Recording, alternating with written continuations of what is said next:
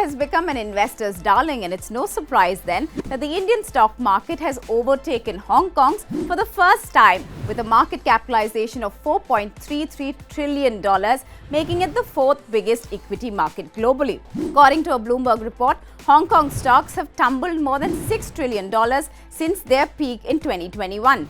This mainly owing to the slowdown in China post-COVID, the crackdown on their corporates, as well as the property sector, which has been in crisis, and that trickling down to Hong Kong.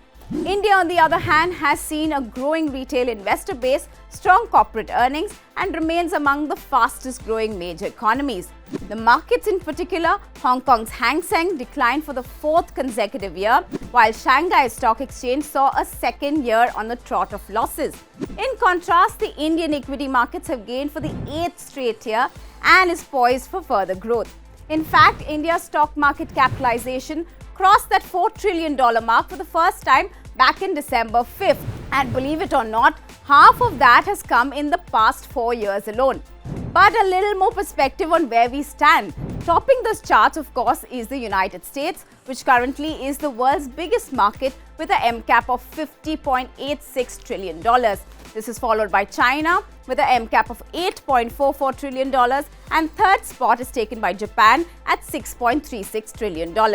India, though, is leaving no stone unturned and is positioning itself as a good alternative to China. How do world leaders view India? I've long believed that the relationship between the United States and India is will be one of the defining relationships of the 21st century. The bright spot of the global economy. The growth rate for India, which is 6.8 in 2022. Let's not forget, this is one of the bright spots in the global economy right now, such a high growth rate. The potential of India is enormous, and you have now a reformer, a radical reformer, who has the ability to transform it. On the verge of a big transformation. इस अमृत काल में हमारे संकल्पों की सिद्धि हमें आजादी के 100 वर्ष तक ले जाएगी. A magnet for investment.